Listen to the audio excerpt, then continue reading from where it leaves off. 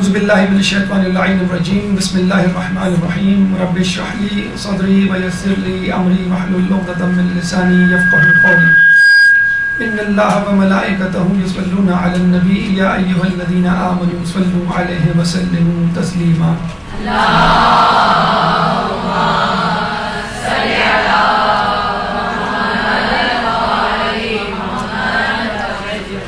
عراق کی زیارات کے حوالے سے ہماری گفتگو کا سلسلہ جاری ہے اور 12واں درس اس 12ویں امام کے خاص مقام سے متعلق ہے کہ جس کے بارے میں کہا جاتا ہے کہ امام زمانہ سے یہ جگہ یہ مسجد بلکہ گھر منسوب ہے. یہی وہ جگہ ہے کہ جہاں پہ امام زمانہ آ کے رہیں گے اور یہی وہ جگہ ہے جہاں پہ آپ کا مستقل اپنے اہل خانہ کے ساتھ قیام ہوگا.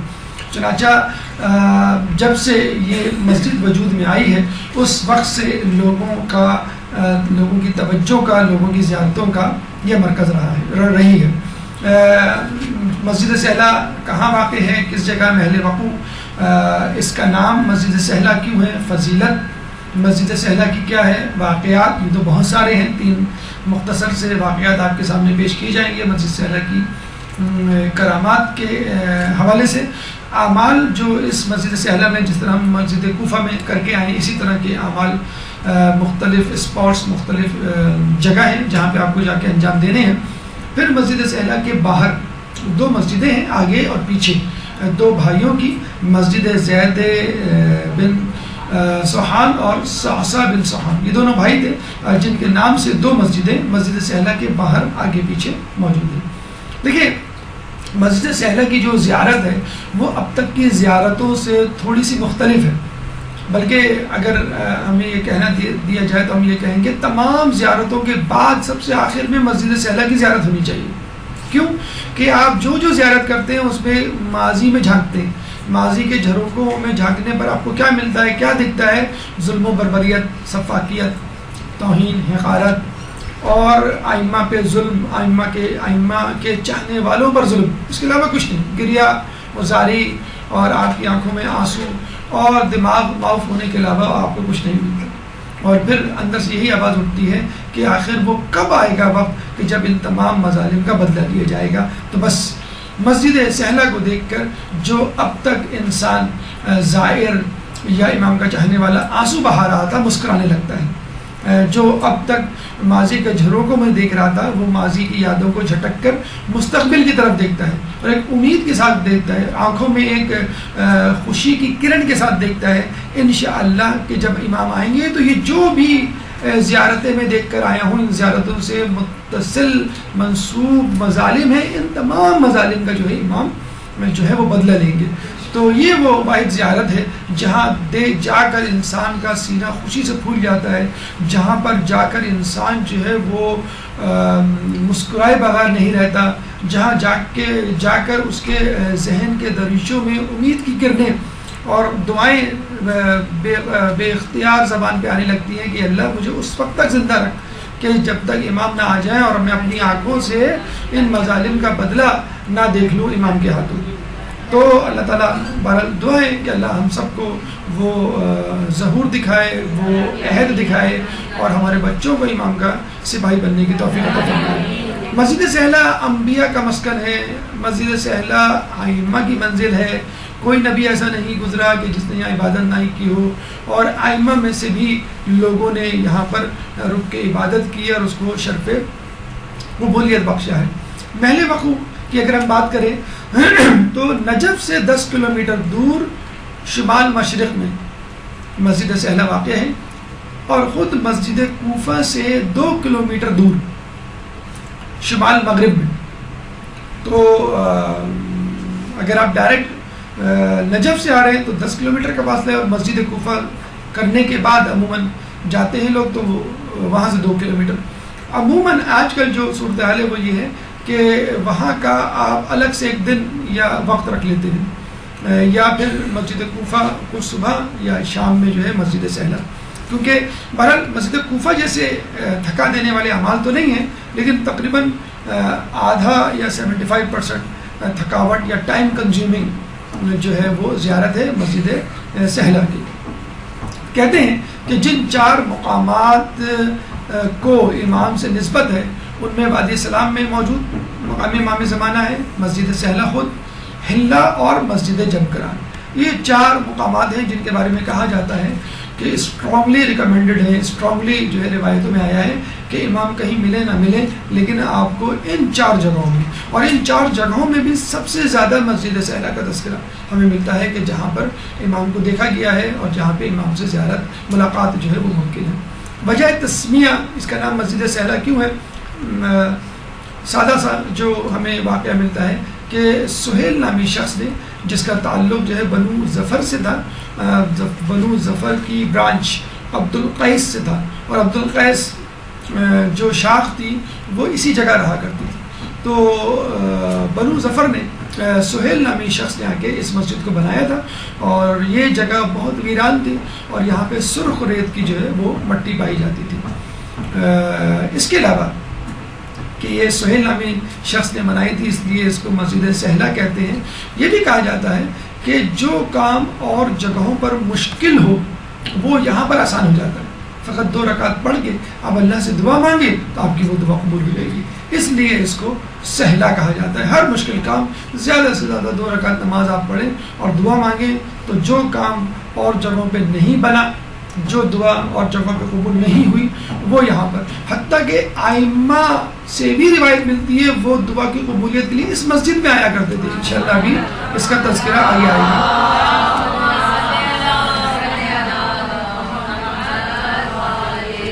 فضیلت کے حوالے سے مختلف ائمہ کے مختلف اقوال اور ہر قول ایک دوسرے کی تائید کرتا ہوا. مولا علی سے جو ہمیں روایات ملتی ہیں، مولا فرماتے ہیں کہ کوفے میں موجود 4 اہم مسجدوں میں ایک اہم ترین مسجد مسجد سہلہ ہے. مسجد کوفہ ہم نے پڑھی، مسجد کوفہ کی زیارت کی، تاریخی پس منظر فضائل ہم نے سنے پڑھے، لیکن مولا فرماتے ہیں مسجد سہلہ مسجد کوفہ سے کسی طرح کم نہیں. یعنی یہ مت سمجھ لینا کہ کوفے کی مسجد میں آ گئے تو بس اب کوئی مسجد نہیں ہے دیکھنے کے لیے، تو نہیں، کہ اس کو کبھی بھی جو ہے وہ مسجد کوفہ سے کم تر نہ سمجھنا ہے. اس کی بھی اپنی جگہ ایک بہت، وہ پہلے امام کا مسکن اور یہ آخری امام کا مسکن. چھٹے امام امام جعفر صادق علیہ السلام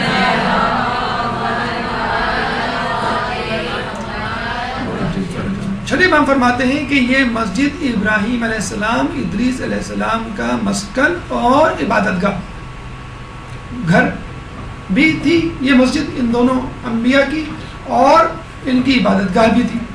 اور پھر روایت میں یہ بھی ملتا ہے کہ یہی وہ جگہ ہے کہ جہاں پہ حضرت خضر حضرت موسیٰ سے ملاقات کے لیے ملے، اور حضرت موسیٰ نے پھر ان کی رہنمائی میں کچھ سفر طے کیا، اور وہ جو 3 واقعات اور 3 سوالات اور 3 جوابات ہمیں تاریخ میں ملتے ہیں، وہ سفر موسیٰ علیہ السلام کا اسی جگہ سے، یعنی ملاقات امام خضر وہ اسی جگہ ہوئی. کہتے ہیں کہ یہاں پہ ایک پتھر ہے جو بہت زیادہ معتبر مقدس ہے اور اس میں انبیاء کی تصویریں ہیں. اسی طرح کے ایک پتھر کی روایت ہمیں خود کوفہ، یہ کوفے کی تصویر ہے، کوفے کے حوالے سے ملتی ہے کہ یہاں پر ایک پتھر ہے جہاں پر انبیاء کی تصویریں موجود ہیں، لیکن کہاں ہیں، کس طرف ہیں، کس جگہ ہیں، اس کا جو ہے ہنوز نہیں معلوم کسی کو. اور خود امام زمانہ کا مسکن اور آنے والے دنوں میں اللہم صلی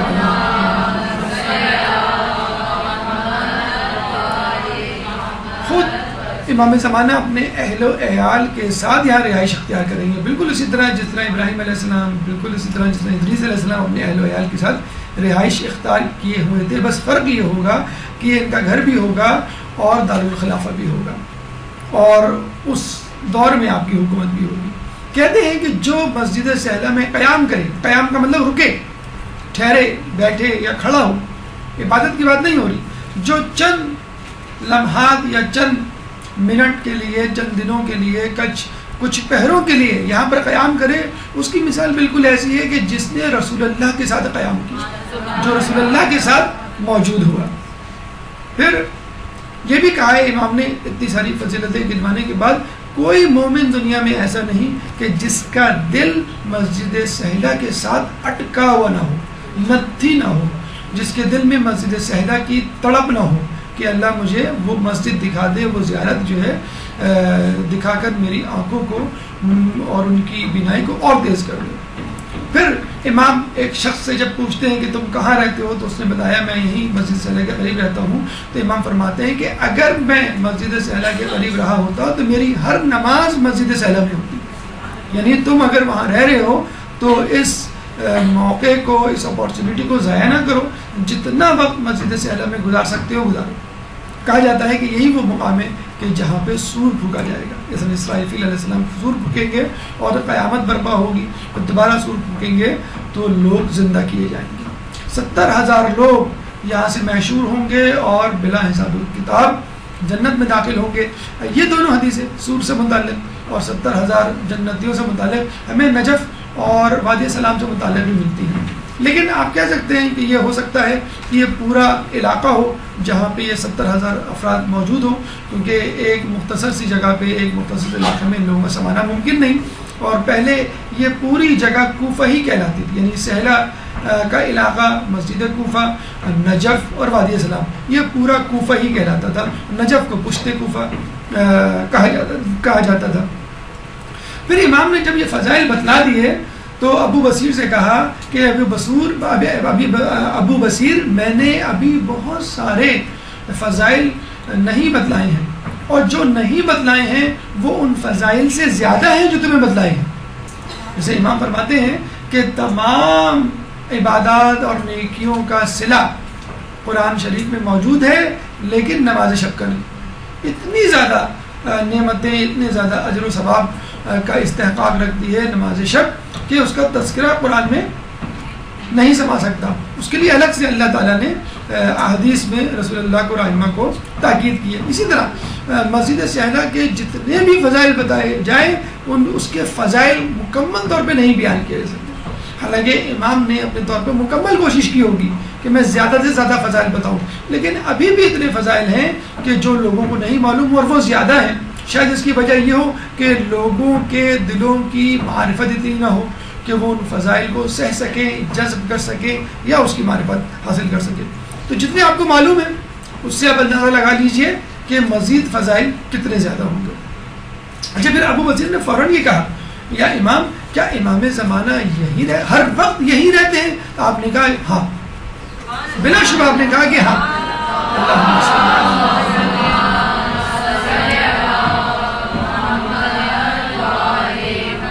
مطلب آپ یوں سمجھ لیجئے کہ امام زمانہ کا یہ گھر ہے، مستقل رہائش، بلکہ مستقل رہائش کا ظاہری رہائش، وہ ظہور کے بعد، ظہور کا مطلب ظاہر ہونا، جب وہ لوگوں کے سامنے ظاہر ہوں گے، جب ہم ان کو پہچانیں گے تو وہ ہمیں نظر آئیں گے، لیکن رہ وہ اب بھی رہیں لیکن ہمیں نظر نہیں آ رہے۔ تو ابو بصیر سے جب ابو بصیر نے کہا کہ کیا امام زمانہ ہر وقت یہی رہتے ہیں؟ تو آپ نے کہا ہاں۔ اس کا مطلب کیا ہوا؟ امام موجود رہتے ہیں، مسجد سہلا میں ہوتے ہیں، وہ ان کا گھر ہے، کیوں نہ رہیں، لیکن ہماری نظروں سے اوجھل ہے کیونکہ ہم وہ چشم معرفت نہیں رکھتے۔ ورنہ جن لوگوں نے امام زمانہ کو دیکھا ہے انہوں نے روایت و نقل کیا ہے کہ ہم نے اپنی آنکھوں سے دیکھا ہے، اور یہ وہ بہترین جگہ ہے، بہترین مقام ہے، سب سے زیادہ امکان اگر پایا جاتا ہے امام زمانہ کے ملنے کا تو وہ یہی مقام ہے۔ پھر ہمارے پانچویں امام محمد باقر علیہ السلام،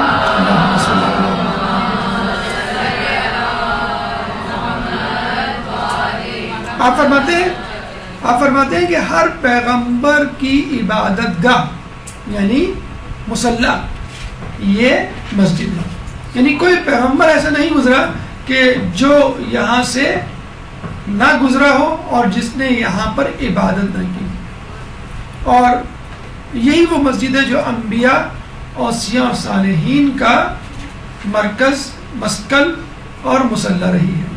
اور باقاعدہ مسجد سہلا میں ایک کونا ہے جس کا بھی ہم زیارت ابھی آپ کو کروائیں گے، وہ کونا انبیاء، اوصیاء اور صالحین کا کونا کہلاتا ہے۔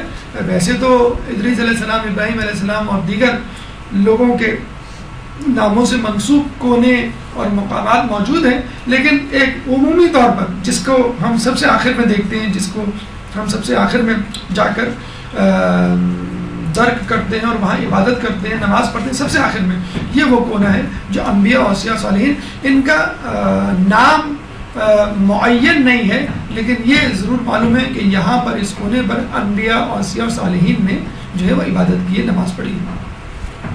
بہت آسان، بہت ہی واضح اور بہت زیادہ خوش کر دینے والا اجر جو آپ کو خود اس دنیا میں مل جائے گا، وہ کیا ہے کہ جو شخص مسجد سہلہ میں 2 رکعت نماز پڑھتا ہے اس کی عمر میں 2 سال کا اضافہ ہو جاتا ہے۔ تو جو شخص بیماری میں مبتلا ہو، جو شخص نا امیدی میں مبتلا ہو، کسی حادثے کی وجہ سے یہ سمجھتا ہو کہ اب میں زیادہ نہیں جیوں گا، اور ویسے بھی زیادہ جینے کا یا طویل عمر ہونے کا کس کو شوق نہیں ہوتا، تو یہاں پہ نماز پڑھیے اور جتنی آپ عمر چاہتے ہیں اس حساب سے ان نمازوں کو ادا کیجئے، انشاءاللہ اللہ تعالیٰ آپ کی عمر میں ہر 2 رکعت کے عوض 2 سال کا اضافہ کر دے گا۔ واقعات میں یہ بتاتے چلے کہ ہر کام کے لیے ایک عمل ہوتا ہے، اگر آپ وہ عمل پابندی سے انجام دیں تو وہ کام، وہ معجزہ، وہ کرامت رونما ہو جاتی ہے۔ تو مسجد سہلہ میں اور مسجد کوفہ میں اور روضہ امام حسین کے حوالے سے، تینوں جگہوں کے حوالے سے ہمیں چلہ یا 40 کے عدد کے اعتبار سے عمل ملتا ہے۔ اگر آپ اس کو انجام دیں تو امام سے ملاقات ہوگی۔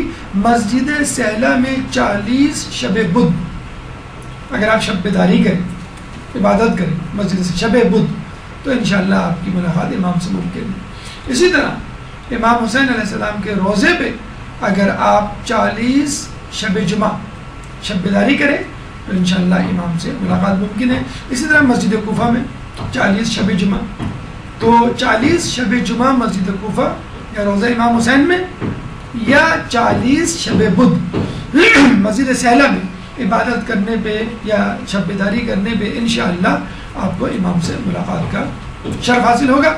اس میں 3 واقعات آپ کی نظر کرتے چلے، ورنہ بہت سارے واقعات کتابوں میں موجود ہیں۔ سید مہدی بیر العلوم، جیسے کہ ہم نے آپ کو بتایا تھا، اتنے مقدس، اتنے باغباز، اتنے عالم شخصیت کہ لوگوں کو شک ہوا کرتا تھا کہ خود آپ امام زمانہ تو نہیں۔ ان کے بارے میں ملتا ہے کہ ایک دفعہ مسجد کوفہ سے نکلے شب جمعہ، تو ان کو جانا تھا نجف درس لینے کے لیے، تو انہوں نے سوچا کہ میں پہلے مسجد سہلہ جا کے مسجد سہلہ کی زیارت کر لوں اور پھر جاؤں نجف، لیکن پھر سوچنے لگے کہ مجھے دیر نہ ہو جائے اپنے درس کے لیے اور میرے طلباء کا درس نہ چھٹ جائے۔ اب آدھا دن ان کا مسجد سہلہ کی طرف تھا کہ اس کی زیارت کر لوں، اتنی دور آیا ہوں، اور آدھا دن جو ہے ان کا نجف کی طرف تھا کہ وہاں بچے طلباء جو ہے میرا انتظار کر رہے ہوں گے۔ ابھی یہ سوچ ہی رہے تھے کہ ایک آندھی آئی اور وہ ایک پتے کی طرح اڑتے ہوئے مسجد سہلہ آ گئے اور وہاں پہ آ کے مسجد سہلہ میں زیارت کی۔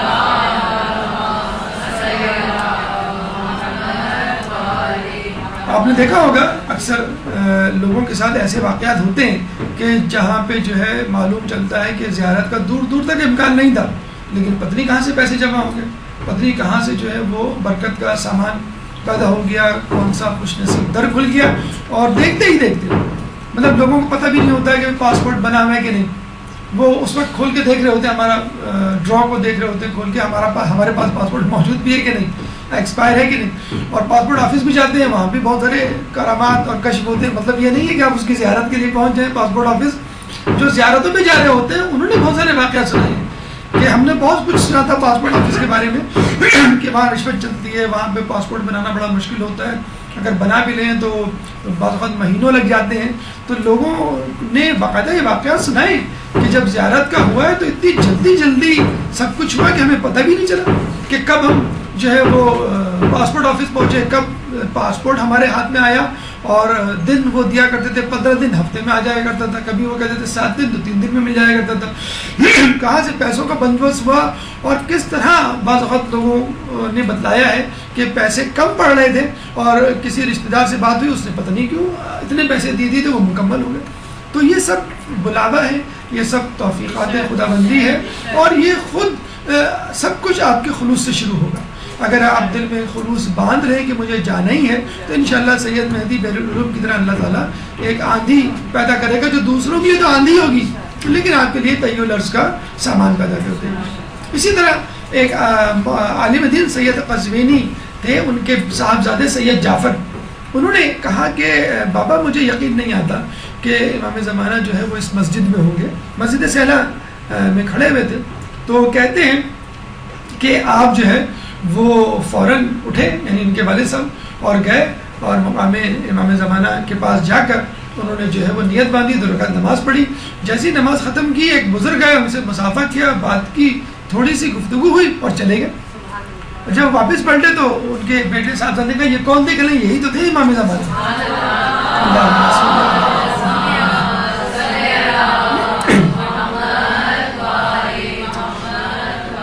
دیکھا آپ نے کہ کس طرح انسان کے پاس اگر یقین ہو تو وہ خود بھی امام سے ملاقات کر سکتا ہے اور ان لوگوں کو بھی امام سے ملاقات کروا سکتا ہے جو امام کی موجودگی کے بارے میں یا غیبت کے بارے میں شک رکھتے ہیں. اسی طرح ایک شخص کے بارے میں ملتا ہے کہ اس کو اپنی باپ سے بڑی محبت تھی, بہت بڑا خدمت گزار تھا باپ کا, اور دنوں رات اس کہتے ہیں کہ وہ ایک ٹانگ پہ کھڑا رہ کے باپ کی خدمت کیا کرتا تھا, کبھی بھی باپ سے غافل نہیں ہوتا تھا. لیکن شب بدھ مسجد سہلا میں گزارتا تھا. ان دونوں کام وہ پابندی سے کرتا تھا, باپ کی خدمت بھی اور پورے ہفتے میں ایک رات کے لیے بس شب بدھ وہ جایا کرتا تھا مسجد سہلا. اچھا, لوگوں نے دیکھا کچھ عرصے بعد اس نے مسجد سہلا بھی جانا بند کر دیا. لوگ گھبرا گئے, پریشان ہو گئے کہ کیا خدا نہ خواستہ اس کے دل سے امام کی محبت نکل گئی یا مذہب اہل بیت سے خارج ہو, کیا مسئلہ ہے. اور باپ کی خدمت میں مسلسل لگا رہا. تو لوگوں نے پوچھا کہ تم بڑے نیک متقی پرہیزگار ہو اور تم بڑی پابندی سے جایا کرتے تھے اور باپ کی خدمت بھی کیا کرتے تھے, لیکن اب کچھ عرصے سے تم نے شب بدھ جانا چھوڑ دیا. تو اس نے بتایا کہ مجھے جب سے یہ پتہ چلا تھا کہ شب بدھ 40 اگر وہاں گزاریں تو امام سے ملاقات ہوگی, تو میں نے پابندی سے جانا شروع کیا.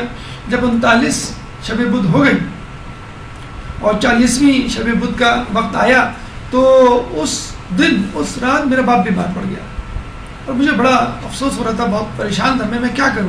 لیکن میں نے کہا کہ کچھ دیر کی تو بات ہے, میں جلدی برق رفتار گھوڑے پہ سوار ہو کے چلا جاؤں گا اور جلدی سے زیارت کر کے واپس آ جاؤں گا. آخری بدھ تھا, میں نے پھر دوبارہ مجھے جو ہے وہ 40 بدھ کے لیے اعمال کرنے پڑتے. تو یہ رات کو جو ہے وہ اپنے گھر سے نکلا گھوڑا دوڑاتے ہوئے, جیسے جا رہا تھا رستے میں اس نے دیکھا کوئی اس کا پیچھا کر رہا ہے. اچھا, وہاں پہ اس زمانے میں زیارتوں کے حج کے قافلوں کو لوٹا جاتا تھا. لوگوں کو معلوم ہوتا تھا کون سا قافلہ کہاں سے گزر رہا ہے. اگر کوئی اکیلے گزر رہا ہو تو بڑی آسانی سے لٹ لیا جاتا تھا. تو جب اس نے دیکھا کہ کوئی میرا پیچھا کر رہا ہے, اس نے اور تیز بھگانا شروع کیا. تو پتہ چلا کہ اس شخص نے بھی تیز بھگانا شروع کیا اپنے گھوڑے کو. پھر اس کا احساس ہو گیا کہ میں اس سے نہیں بچ سکتا, چنانچہ وہ رک گیا. تو وہ شخص اس کے قریب آیا, کوئی بزرگ شخصیت کہنے لگے کہ تم کہاں جا رہے ہو؟ کہنے میں مسجد سہلا جا رہا ہوں. کیوں جا رہا ہوں؟ یہ اعمال کرنے, مجھے آج آخری بدھ ہے. تمہارے والد کیا ہے؟ کہ میرے والد گھر پہ. کہنے اچھا تمہارے پاس کچھ کھانے کو ہے؟ ایک دم سے اس نے انہوں نے موضوع بدلا. کہ نہیں میرے پاس کچھ کھانے کو نہیں ہے. کہنے تمہارے جیب میں کچھ موجود ہے دیکھو. تو انہوں نے نکالا, اپنا جیب میں ہاتھ ڈالا تو اس میں سے کشمش نکل آئی جو اس نے اپنے بچے کے لیے خریدی تھی. تو وہ بڑا پریشان ہوا کہ ان کو کیسے معلوم. تو پھر اس بزرگ شخصیت نے کہا کہ جاؤ فوراً اور اپنے باپ کی خبر لیں اور اپنے باپ کو یاد رکھو. یہ سننا تھا. تھوڑی دیر گزری, اس نے سر جھکایا, پتہ چلا کہ وہ شخصیت غائب ہو گئی. پھر اس کو یہ احساس ہوا کہ یہی تو تھے امام زمانہ. اس کے بعد سے اس نے کہا کہ اب میں شب بدھ بھی باپ کی خدمت میں گزاروں گا. اب یہ واقعہ ان لوگوں کے لیے باعث عبرت ہے, ایک مثال ہے جن کے پاس پیسے نہیں ہیں زیارت کے. ماں باپ تو ہیں, اگر پیسے نہیں ہیں زیارت کے تو آپ کے پاس ماں باپ تو موجود ہیں, آپ ان کی خدمت کر لیجئے, امام کی زیارت کا ثواب آپ کو مل جائے گا اور انشاءاللہ امام کی بھی زیارت ہو جائے گی. ایک درود پڑھ دیں محمد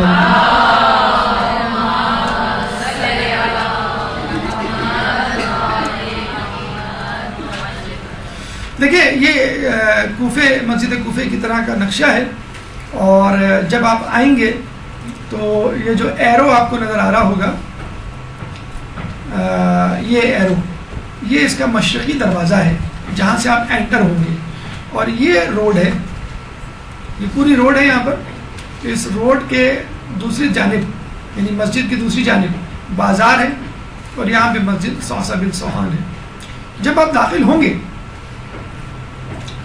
مشرقی دروازے سے تو اندر جا کے آپ کو ایک تو چاروں کونے پر مقامات نظر آئیں گے, ایک بیچ میں یا دو بیچ میں اور ایک مقام امام زمانہ. پہلا جو اسپاٹ ہے آپ کو اسی ترتیب سے اعمال کرنے ہیں, اسی ترتیب سے مقامات کی طرف جانا ہے. آپ یہاں آ کے دعا پڑھیں گے, ابھی اس کا تذکرہ آئے گا.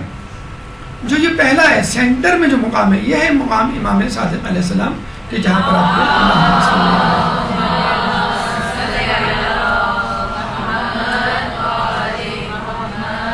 یہاں پہ نماز پڑھنی ہے اور اذکار کرنے، اس کا تذکرہ بھی آئے گا. پھر جو ہے یہ دوسرا مقام ہے مقام حضرت ابراہیم، تیسرا مقام ادریس، اس کے بعد چوتھا مقام حضرت خضر، اور پھر پانچواں مقام انبیاء صالحین. یہ 4 مقامات کرنے کے بعد آپ دوبارہ صحن میں جائیں گے، اور صحن میں جو امام صادق کا ستون ہے چبوترا، اس سے آگے الٹے ہاتھ پر جو ہے وہ چوتھے مقام امام زین العابدین علیہ السلام پہ اعمال کریں گے، اور اس کے بعد اسی ڈائریکشن میں سیدھے ہاتھ کی طرف آگے بڑھتے ہوئے مقام امام زمانہ ہے جہاں پہ جا کے آپ کو اعمال کرنے ہیں. تو اسی ترتیب سے انشاءاللہ جلدی ہم گزریں گے. یہ ہے مسجد زید بن سہان. یہ دونوں دیکھیں کتنی بڑی اللہ نے ان کو سعادت دی ہے. دونوں بھائی، اور دونوں بھائیوں سے منسوب مسجدیں جو ہے مسجد سہلہ کے پاس موجود ہیں. یہ زید بن سہان ہیں جن سے منسوب مسجد جو ہے وہ مقام امام زمانہ سے آگے کی طرف ہے، اور مشرق میں صوصہ بن سہان. یہ انڈر کنسٹرکشن ہے، بلکہ دونوں ہی مسجدیں انڈر کنسٹرکشن ہیں. انشاءاللہ جب بن جائے گی اور زیادہ انشاءاللہ یہ سہلہ جو ہے وہ وسیع ہو جائے گی اور وہ اس میں احاطے میں شامل ہو جائے گی انشاءاللہ. مستطیل شکل ہے، لیکن بہت زیادہ مستطیل شکل نہیں ہے، تقریباً مربع ہے. 125 بائی 120 میٹر اس کا ایریا ہے، یعنی لمبائی 125 میٹر اور چوڑائی جو ہے 120 میٹر. 17,500 مربع میٹر کا یہ پورا ایریا ہے. اس کی جو دیواریں ہیں وہ 22 میٹر کی ہیں. 3 دروازے ہیں. ایک مینار 30 میٹر بلند ہے جو کہ مرکزی دروازے کے ساتھ مشرقی جانب موجود ہے. جب آپ مسجد سہلہ میں داخل ہوں گے تو وہ وقت بدھ اور جمعرات کی درمیانی شب کا ہونا چاہیے، یعنی بدھ گزر گیا ہو اور جمعرات شروع ہو رہی ہو، شب جمعرات سمجھ لیجیے. جو بھی اعمال کی غرض سے، زیارت کی غرض سے مسجد سہلہ جائے تو وہ اس دن کو یاد رکھے، اور اس دن میں بھی مغرب اور عشاء کے درمیان جو ہے وہ داخل ہو. اور دعا ہے بسم اللہ و باللہ و من اللہ، جو آپ کی زیارتی کتابوں میں مل جائیں گی. دیگر اذکار ہیں جو آپ کو مسجد میں داخل ہونے سے پہلے کرنے ہیں. جیسے مسجد کوفہ میں ہم نے کیے تھے، جیسے ہم نے نجف کی زیارت کے وقت کیے تھے، بلکہ نجف کے شہر میں جب ہم داخل ہو رہے تھے اس وقت کے عمل اسی طرح میں داخل ہونے سے پہلے.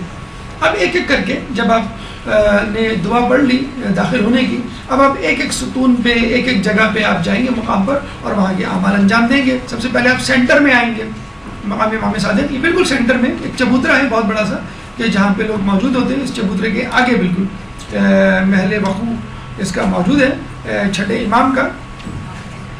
اچھا، اس کے حوالے سے بڑا اچھا ایک واقعہ ہمیں ملتا ہے مناظر الآخرہ شیخ عباس قمی کی کتاب میں، کہ ایک صحابی امام کا بشار یا بشار مکاری آیا اور امام کے پاس آ کے بیٹھا. امام جو ہے اس وقت کھجوریں کھا رہے تھے. امام نے کہا تم بھی کھجور کھاؤ، تو اس نے کہا نہیں امام بس آپ کھائیے. جیسے کہتے ہیں کہ موڈ نہیں ہو رہا ہے، آدمی کا موڈ آف ہے. تو امام نے کہا کہ کیوں نہیں کھاتے، کھاؤ. کہتے ہیں میں اس وقت ایک ایسی جگہ سے آ رہا ہوں اور ایک ایسے واقعے کو دیکھ کے آ رہا ہوں کہ جس کے بعد جو ہے میرا دل نہیں کرتا کچھ کرنے کا اور کھانے کا. تو امام نے کہا کہ تمہیں اس حق کا واسطہ جو تمہاری گردن پر ہے، کھجوریں کھاؤ. تو اس نے پھر امام کی بات پر جو ہے وہ عمل کرتے ہوئے کھجوریں کھانا شروع کی. جب اسے کھجوریں کھانا شروع کی تو امام نے پوچھا اب بتاؤ کیا معاملہ تھا. جب میں آ رہا تھا تو میں نے دیکھا کہ ایک عورت کو سپاہی حکومت کے مارتے پیٹتے ہوئے زندان میں لے کے جا رہے تھے. تو امام نے کہا کیوں، اس نے کیا ایسا جرم کیا تھا. کہنے لگے وہ عورت پھسلی تھی چلتے چلتے، جب وہ گری تو اس کی زبان سے نکلا اے اللہ، اے فاطمہ تیرے اوپر ظلم کرنے والوں سے اللہ کی رحمت دور ہو. بس اس نے یہ جملہ کہا تو بادشاہ کے سپاہیوں نے فوراً اس کو پکڑ لیا اور مارتے پیٹتے تشدد کرتے ہوئے زندان میں لے گئے. کہتے ہیں کہ امام نے جیسے ہی یہ سنا اپنا ہاتھ رکھ دیا اور رونے لگے.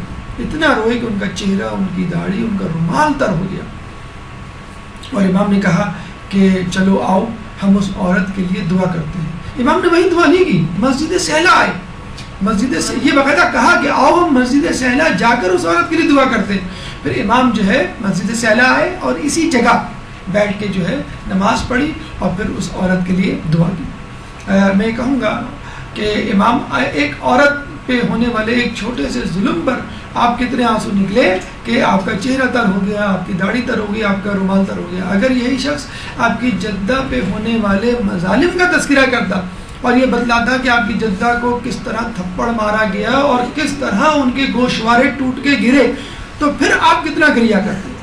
تو امام نے جو ہے اپنی جدہ پہ رونے والی اور اپنی جدہ کو یاد کر کے ان کے ظالموں پہ برات کا اظہار کرنے والی عورت کے لیے مسجد سہلا جا کر باقاعدہ دعا کی، اور کہتے ہیں پھر وہ عورت جو ہے ظالموں کے چنگل سے آزاد ہوئی۔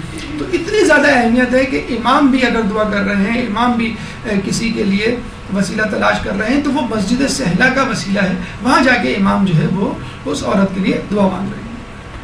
یہاں پر اعمال ہے، مغرب کی نماز اور نافلہ آپ کو پڑھنی ہے، پھر 2 رکعت احترام مسجد کے نیت سے تحیۃ المسجد میں نافلہ پڑھیں، اس کے بعد آسمان کی طرف ہاتھ بلند کر کے انت اللہ لا الہ سے ایک دعا شروع ہوتی ہے جو یا سمیع دعا جس کا اختتام ہوتا ہے۔ یہ دعا آپ کو زیارات کی کتابوں میں مل جائے گی۔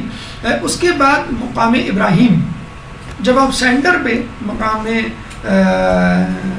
امام صادق پہ یہ عمل کر چکے تو پھر آپ کو سیدھے ہاتھ پر جانا ہے، اور سیدھے ہاتھ پہ پیچھے کی طرف دیکھیں، یہ ہے سینٹر، یہ ایک بہت بڑا چبوترا ہے، اس چبوترے کے لیفٹ سائڈ پہ یہ مقام امام صادق ہے، ٹھیک ہے۔ جب اپنے اعمال کر لیے تب آپ کو اپنے سیدھے ہاتھ پر پیچھے کی طرف جانا ہے، سیدھے ہاتھ پہ پیچھے کی طرف، یہ ہے آپ کا مقام ابراہیم، جہاں سے آپ کو اپنا سفر شروع کرنا ہے اور مزید جو ہے وہ زیارت کرنی ہے۔ یہ مشرق ہے اور وہ مغرب، اور اوپر جو ہے وہ جنوب، یہ مقام ابراہیم ہے، جس کے بارے میں کہا جاتا ہے کہ یہیں امام ابراہیم علیہ السلام کا گھر تھا، اور یہیں سے آپ قوم عمالقہ سے جنگ کرنے کے لیے گئے تھے، جن کے بارے میں کہا جاتا ہے کہ وہ بڑی ظالم قوم تھی، اور اس کے جو لوگ تھے وہ بہت بلند قامت کے ہوا کرتے تھے، بہت زیادہ تکبر کا شکار تھے، اور ان کے اوپر ایک بادشاہ حکومت کرتا تھا جس کا نام تھا جالوت، جس کے بارے میں کہا جاتا ہے کہ وہ اتنا بلند قامت، عظیم الجثہ جسم کا مالک تھا کہ اس کا سایہ 1 میل لمبا تھا۔ تو آپ اندازہ لگا لیجیے وہ کتنا پہاڑ جیسی جسے کہتے ہیں کہ بدن کا یا جسم کا مالک ہوگا۔ تو اس قوم سے لڑنے کے لیے ابراہیم علیہ السلام جو ہے وہ یہیں سے روانہ ہوئے تھے۔ اس کے بعد یہاں پہ اعمال آپ کریں گے، 2 رکعت نماز تسبیحات زہرا کے بعد اللہم بحق ہذہ البقعۃ الشریفۃ، اور اس کے بعد آپ کو مغرب اور قبلے کی طرف جانب گوشوں میں کی طرف ہاتھ بلند کر کے اللہم انی صلیت۔ یہ بات ہمیشہ یاد رکھیں، جب بھی آپ کوئی عمل کریں، ذکر کریں، نماز پڑھیں یا زیارت کے مقام پر متعینہ اذکار کو انجام دیں، تو اس زیارت سے متعلق شخصیت کے بارے میں ضرور سوچیں، اور وہاں سے ایک عہد کر کے اٹھیں کہ یہاں پر یہ واقعہ ہوا، یہاں پہ یہ شخصیت آئی، اور اس شخصیت کا خاصہ یہ تھا، چنانچہ اب میں بھی کوشش کروں گا اس شخصیت کی پیروی میں اس خصوصیت کو، اس قابلیت کو اپناؤں۔ تو ابراہیم علیہ السلام کی مہمان نوازی جو بہت زیادہ مشہور ہے، ابراہیم علیہ السلام کی توحید پرستی جو بہت زیادہ مشہور ہے، اس کو یاد کیجئے اور عہد کیجئے انشاءاللہ میں بھی لوگوں کی مہمان نوازی میں کوئی دقیقہ فروگزاشت نہیں کروں گی، اور میں بھی جو ہے وہ توحید پرستی میں ہر مصیبت جو میرے اوپر آئے گی اس کو جو ہے وہ برداشت کروں گا، اس آزمائش پہ جو ہے وہ پورا اترنے کی پوری کوشش کروں گی۔ مقام ادریس، ابراہیم علیہ السلام پر عمل کرنے کے بعد آپ آگے کی طرف بڑھیں گے بالکل پرپینڈیکولر، تو مقام ادریس آئے گا، یہ مقام ادریس ہے۔ آپ نے سینٹر میں مقام صادق پر عمل کیا، پھر آپ 45 ڈگری کا اینگل بناتے ہوئے پیچھے رائٹ سائڈ پر آئے مقام ابراہیم پر، مقام ابراہیم جب آپ نے کر لیا تو بس آپ اس کو اسی کوریڈور میں، آپ کو دوبارہ صحن میں نہیں جانا ہے، آپ کو بالکل سیدھا سیدھا چلنا ہے جب تک ایک اور کونا نہ آ جائے۔ یہ کونا جو ہے وہ جناب ادریس علیہ السلام سے منسوب ہے، یہاں ان کا گھر تھا، اور یہیں پہ جو ہے وہ درزی کا کام، لباس سینے کا کام کیا کرتے تھے، یہیں پہ وہ درس دیا کرتے تھے۔ ادریس علیہ السلام کے حوالے سے ملتا ہے کہ ان کا اصل نام اخنوق تھا، لیکن چونکہ یہ درس و تدریس سے وابستہ تھے، درس دیا کرتے تھے لوگوں کو، بہت زیادہ پڑھایا لکھایا کرتے تھے، جس کی وجہ سے ان کا نام ادریس پڑ گیا۔ اور دوسرا اہم جو واقعہ ان کے حوالے سے یا خدمت ملتی ہے کہ سب سے پہلے قلم انہوں نے ایجاد کیا، اسی طرح لباس انہی کی ایجاد ہے۔ آپ سے پہلے لوگ چمڑے یا جانور کی کھال سے اپنے جسم کو ڈھانپا کرتے تھے، آپ نے جو ہے درزی کا پیشہ اختیار کیا اور لوگوں کے لیے لباس بنانا شروع کیا۔ اور ان کے بارے میں بڑا دلچسپ ہمیں ملتا ہے کہ بادشاہ تھا، بڑا ظالم تھا، اس کو کسی شخص کی زمین بڑی پسند آئی۔ جب بادشاہ نے اس کو یہ زمین دینے کا کہا تو اس نے کہا یہ زمین میری، میں تم کو ہرگز نہیں دوں گا، میری خون پیسوں کی کمائی ہے اور میں نے جو ہے پوری عمر اس زمین پر محنت کی ہے، اس کو زرخیز بنایا ہے، میں تمہیں نہیں دے سکتا۔ بادشاہ جو ہے یہ سن کر غصے میں واپس آ گیا اور اپنی ملکہ اپنی زوجہ کو جب بتایا تو اس ملکہ نے کہا کوئی ایسا مسئلہ نہیں ہے، یہ مسئلہ بڑی آرام سے میں حل کر سکتی ہوں، تم جو ہے وہ 50 افراد کو تیار کرو اور 50 افراد کو کہو کہ اس کو پکڑ کے گرفتار کر کے تمہارے پاس لائیں اور وہ تم سے یہ کہیں کہ تمہارے خلاف سازش کر رہا ہے۔ جب 50 گواہی تیار ہو جائے تو تم اس کو بغاوت کے جرم میں قتل کر دو، جب تم قتل کر دو گے تو اس کی زمین کے مالک خود بخود بن جاؤ گے۔ چنانچہ اس نے اپنی بیوی کی باتوں پر عمل کیا اور اس آدمی کو قتل کروا دیا اور اس کی زمین پہ قبضہ کر کے بیٹھ گیا۔ جب اس کے لواحقین اور خاندان والے آئے تو ان کو ڈانٹ کے اور تشدد کر کے واپس بھیج دیا۔ جب یہ ادریس علیہ السلام کے پاس آئے تو ادریس علیہ السلام اس بادشاہ کے پاس گئے تو بادشاہ نے جو ہے ادریس علیہ السلام کو بھی دھمکی دی کہ میں تمہیں بھی قتل کر دوں گا، میں تمہیں بھی نہیں چھوڑوں گا۔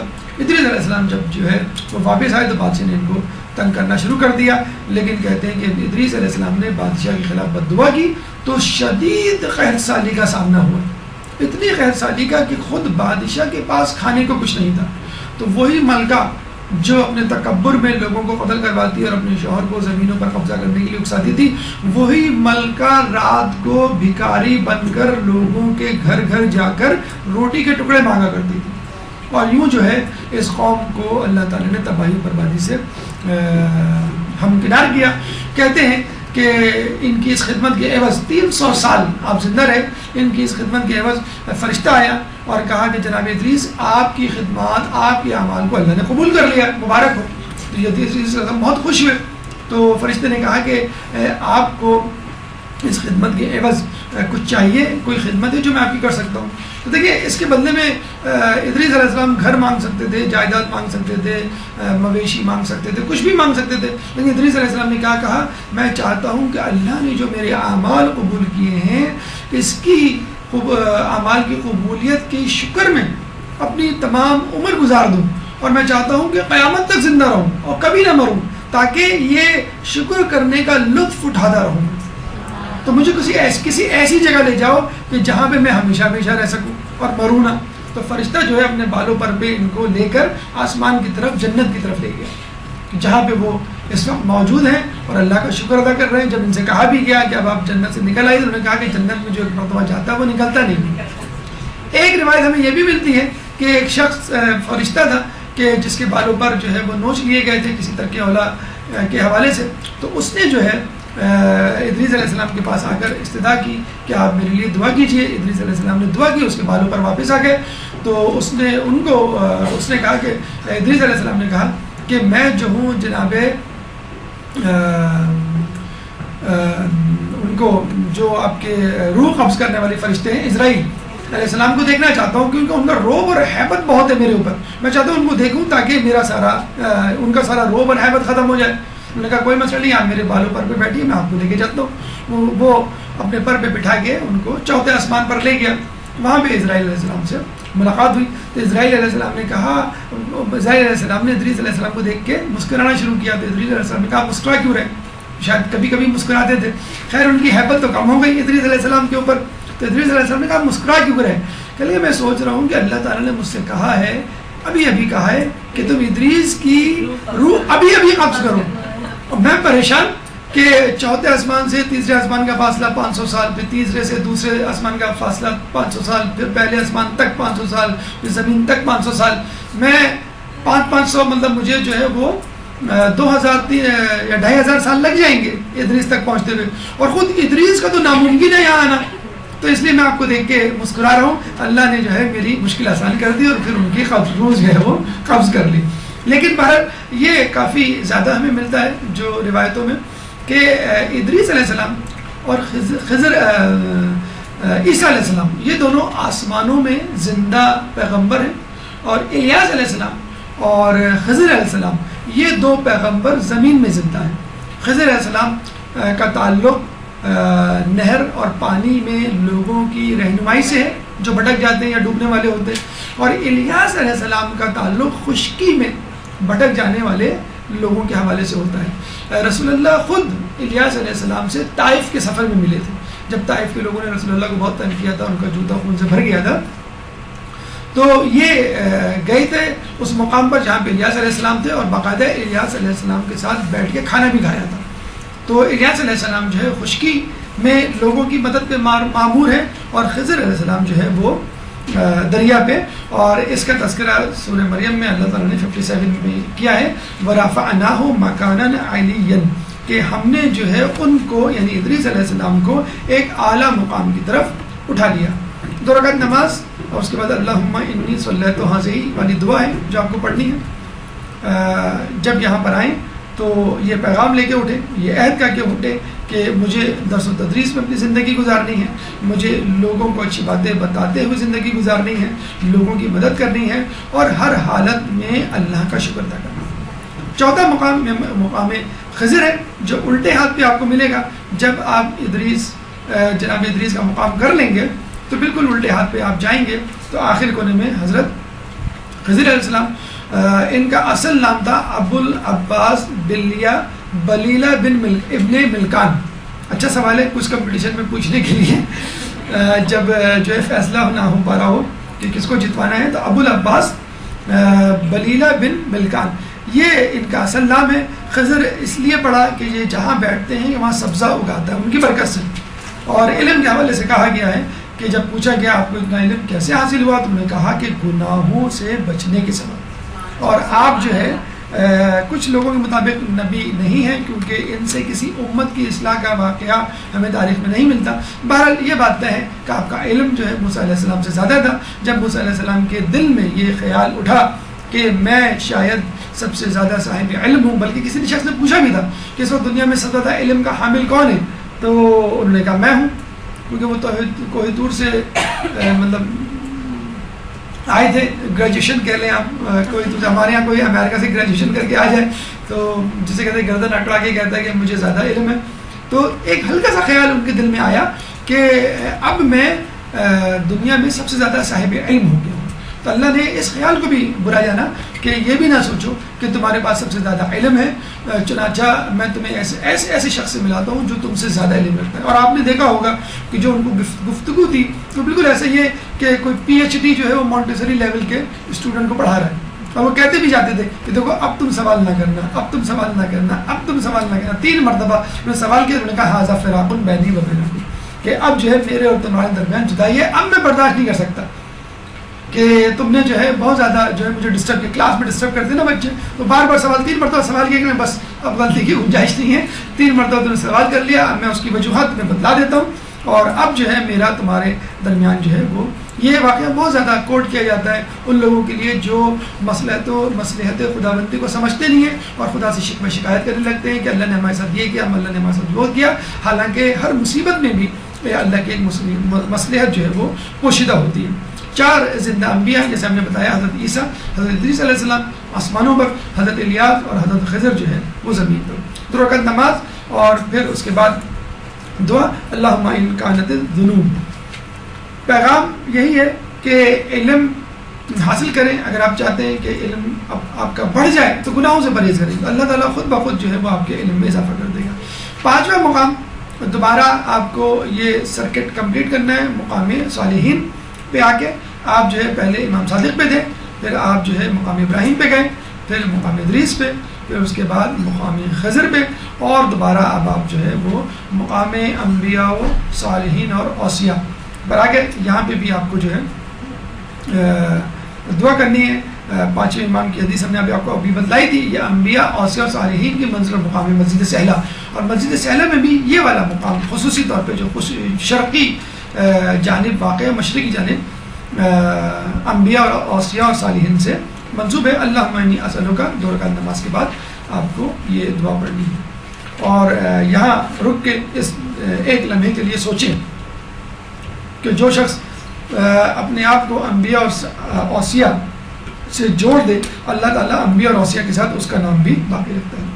پھر چھٹا مقام امام زین العابدین ہے, جو کہ مقام امام صادق علیہ السلام سے آگے الٹے ہاتھ پر واقع ہے, اور یہ چوتھے امام سے منسوب ہے. یہ ان کی عبادت کا مقام اور مرکز اور قیام کی جگہ, اعمال 2 رکعت نماز, اس کے بعد یا من ہوا اقرب الیہ من حبل الورید کی یہ دعا جو ہے وہ آپ کو پڑھنی ہے. اور یہاں رک کے اپنے آپ سے سوال کیجئے کہ امام کی عبادت کیسی ہوا کرتی تھی, امام کے سجدے کیسے ہوا کرتے تھے, میری عبادت کیسی ہے, میرے سجدے کیسے ہیں. تو کم از کم میری عبادت میں امام کی عبادت کی جھلک تو ہو, یا کم از کم لوگ یہ کہہ تو سکیں کہ ہاں واقعی تم سید الساجدین کے ماننے والے ہو. 7واں مقام, اہم ترین مقام, خود امام زمانہ سے منسوب ہے, خود مسجد سہلہ پوری کی پوری امام سے منسوب ہے, لیکن اس میں بھی ایک مقام جو کہ آپ کو امام زین العابدین کے مقام سے سیدھے ہاتھ کی طرف ملے گا, اور یوں سمجھ لیجئے یہ مقام ادریس اور مقام امام زین العابدین علیہ السلام کے درمیان میں مقام امام زمانہ واقع ہے, یعنی جہاں پر امام کو دیکھا گیا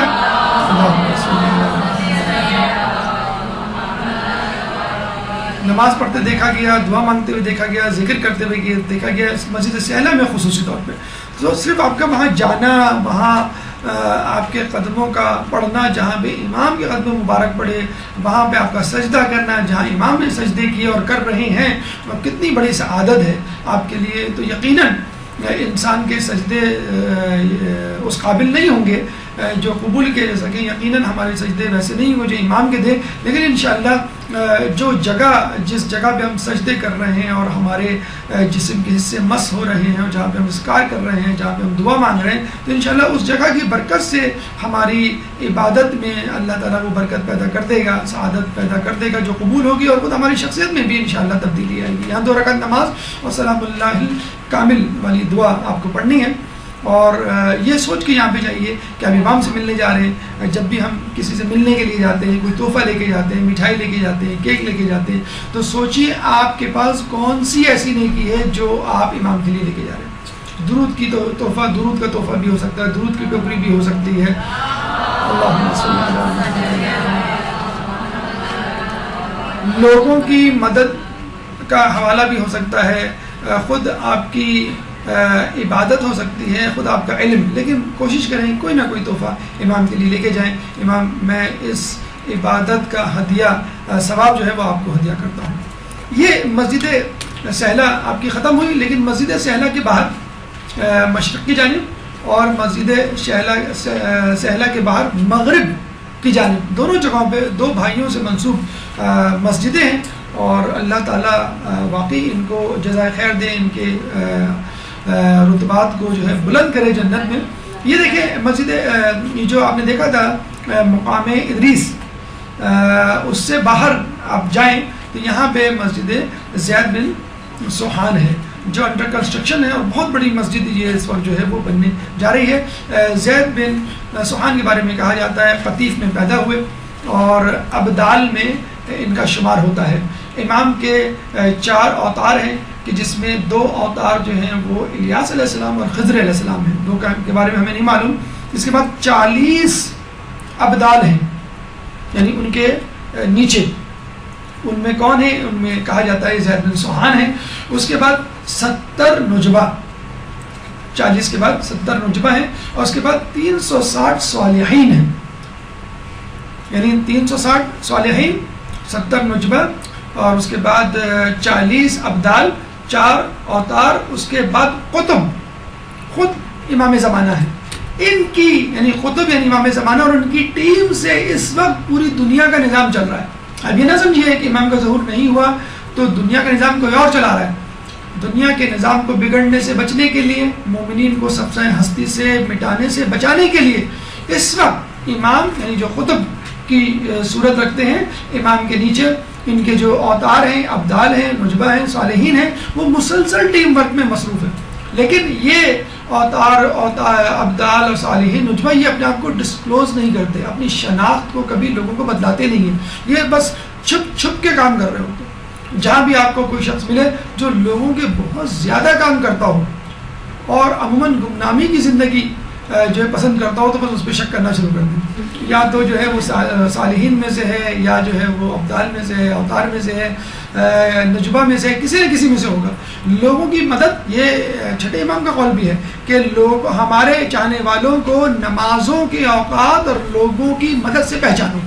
بس یہی لوگ جو ہے وہ امام زمانہ کے جو ہیں وہ مددگار بھی ہیں. جمل میں آپ امام علی کی رہنمائی میں جنگ کرتے ہوئے شہید ہوئے. ان کا مزار مسجد نہیں ہے، ان کا مزار ان کا روضہ بحرین میں ہے، کیونکہ ان دونوں بھائیوں کو حاکم شام نے بحرین جلا وطن کر دیا تھا. یہاں پہ 2 رکعت نماز پڑھنی ہے جو زید بن سوحان اپنی نماز شب میں پڑھا کرتے تھے، وہ دعا پڑھنی ہے. یعنی اللہ دیکھیں کتنی بڑی برکت کی بات ہے کہ جو دعا زید بن سوحان پڑھا کرتے تھے اسی دعا کو ریکمنڈ کیا گیا ہے تم بھی اپنی نماز میں اس دعا کو پڑھیں. یہاں یہ ذکر کریں اور اپنی نماز شب کو یاد رکھیں اگر ہے. اگر نہیں ہے تو نماز شب کا احیاء کیجئے، اور اگر نہیں ہے اس کا اعادہ کیجئے اور بہتر طریقے سے اس کو انجام دینے کی کوشش کیجئے. اس کے بعد آخر میں مسجد صوصہ بن سوحان امام علی کے انتہائی قریب ساتھی میں ان کا شمار ہوتا ہے. جب آپ جاتے ہیں مسجد سہلا تو الٹے ہاتھ پہ آپ مڑتے ہیں. اگر الٹے ہاتھ پہ نہ مڑیں آپ اور تھوڑا سا آگے کی طرف جائیں اور سیدھے ہاتھ کی طرف مڑیں تو مسجد صوصہ بن سوحان آپ کو مل جائے گی. انڈر کنسٹرکشن ہے، انشاءاللہ بہت جلد یہ ہے مکمل ہو جائے گی اس کی تعمیر. مسجد صوصہ جو ہے مسجد صوصہ بن سوحان سے منسوب ہے، اور یہ بہت پرجوش خطیب تھے مولا علی کے کلمات، قرآن کی آیات، ان کی تشریحات، ان کی تفسیر اپنی زبان میں جب وہ بیان کرتے تھے لوگوں کے سامنے تو لوگوں کو بہت اچھا لگتا تھا. خود مولا علی نے ان کو خطیب شہشہ کا لقب دیا تھا. شہشہ کا مطلب ہے چیزوں کو وضاحت سے بیان کرنے والا. جیسے ہم دیکھتے ہیں نا ایک ٹیچر ہوتا ہے، وہ کوئی بات بتا کے جاتا ہے اور جب چلا جاتا ہے تو لوگ پریشان ہوتے ہیں ٹیچر نے کیا بتایا تھا. تو جو ہونہار طالب علم ہوتا ہے وہ کھڑا ہو جاتا ہے اور بتاتا ہے کہ ٹیچر نے اس طرح بتایا تھا. تو بہت بہترین پرجوش مقرر تھے اور امام جو ان کو بہت پسند کیا کرتے تھے. اکثر امام کا جب دل گھبراتا، اداس ہوتے اور غمگین ہوتے تو کہا کرتے تھے اے صوصہ مجھے کچھ سناؤ اور مجھے شاد کرو. پھر صوصہ جو ہے کھڑے ہو جاتے تھے اور امام کے فضائل اور توحید سے متعلق جو بھی کلمات جو انہوں نے خود امام ہی سے سنے ہوئے ہوتے تھے، جو انہوں نے قرآن میں پڑھے ہوتے تھے، اپنی دلنشی آواز میں اور اپنے جو ہے وہ پر لطف کلام میں امام کو سنایا کرتے تھے. یہ بھی حاکم شام کے دور میں بحرین جلا وطن ہو گئے تھے، وہیں ان کا انتقال ہوا تھا. بحرین کا جو دارالخلافہ کیپٹل ہے منامہ، وہاں پہ جو ہے ان کی قبر مبارک ہے. کہتے ہیں کہ ایک گروہ نے اسی مسجد میں امام زمانہ کو نماز پڑھتے ہوئے دیکھا ہے اور قنوت میں اللہم یا ذل منانی والی دعا پڑھتے ہوئے دیکھا ہے. آپ بھی یہاں پہ 2 رکعت نماز پڑھیں اور یہ دعا جو ہے پڑھیں جو آپ سے منسوب ہے. پیغام ہمیں یہ ملتا ہے کہ صوصہ کی طرح بنیے تاکہ مولا بھی آپ پہ فخر کر سکیں، آپ کو لقب دے سکیں اور آپ سے کچھ سن سکیں. صوصہ بن سوحان کے بارے میں ملتا ہے کہ ان کو یہ سعادت حاصل ہے کہ آپ ان لوگوں میں شامل تھے کہ جو مولا علی کی آخری رسومات میں شریک ہوئے. امام حسن علیہ السلام، امام حسین علیہ السلام، زید ابن عباس علیہ السلام، محمد حنفیہ اور فرزندان مولا علی، یہ چند افراد تھے جو جنازے کے ساتھ چل رہے تھے اور اس میں صوصہ بن سوحان بھی تھے. انہوں نے جو ہے مٹی لے کے اپنی بالوں پہ ڈالی ہوئی تھی اور جب تدفین سے فارغ ہوئے تو آپ نے مولا کے فضائل پڑھنے شروع کیے. اس کے بعد مولا کے مصائب بتانا شروع کیے اور وہ مصائب جو ہے وہ سناتے جاتے اور خود روتے جاتے اور لوگوں کو رلاتے جاتے. جب انہوں نے اپنی مجلس ختم کی، کہتے ہیں کہ مولا کی شہادت کے بعد مولا پر جو پہلی مجلس عزا منعقد ہوئی ہے وہ صوصہ بن سوحان نے اسی وقت تدفین کے بعد پڑھی ہے اور اس کے بعد آپ حسن حسین کے قریب آتے ہیں اور ان کو دلاسا دیتے ہیں. ہم یہ کہیں گے کہ صوصہ بن سوحان تم نے دلاسا دے دیا حسن حسین کو، لیکن اس وقت کو یاد کرو کہ جب حسین کا لاشا کربلا میں موجود ہوگا اور حسین کے لاشے کے قریب ہی ایک خیمہ ہوگا جس میں بیمار کربلا موجود ہوگا، لیکن اس بیمار کربلا کو پرسہ دینے والا، اس کو تسلی دینے والا کوئی نہیں ہوگا۔ اگر کوئی آئے گا تو کوڑوں کے ساتھ آئے گا، تماشوں کے ساتھ آئے گا۔ سيعلمون الذين ظلموا أي منقلب ينقلبون على لعنة الله على القوم الظالمين۔ اللہ تعالیٰ سے دعا ہے کہ جو کچھ پڑھا اور سنا اس پہ عمل کرنے کی توفیق عطا فرما۔ اللہ تعالیٰ سے دعا ہے کہ ہم سب کو مسجد صحرا کی زیارت کرنے کی توفیق عطا فرما۔ اللہ تعالیٰ سے دعا ہے کہ ہمیں تمام مقامات مقدسہ کی زیارت کرنے کی توفیق عطا فرما، ان زیارتوں سے اپنا روحانی سفر مکمل کرنے کی توفیق عطا فرما جو ہمارے تقوی میں اضافے کا سبب بنے۔ اللہ تعالیٰ سے دعا ہے کہ قیامت کے دن ہمیں اہل بیت کی شفاعت سے بہرہ مند فرما، امام کے ظہور میں تعجیل فرما اور ہمیں ان کے انصار و اعوان میں شامل فرما۔ ربنا تقبل منا انك انت السميع العليم وتب علينا انك انت التواب الرحيم برحمتك يا ارحم الراحمين۔ اللجن اللجن اللجن اللجن يا مولا اللجن اللجن اللجن اللجن اللجن اللجن اللجن يا صاحب السماء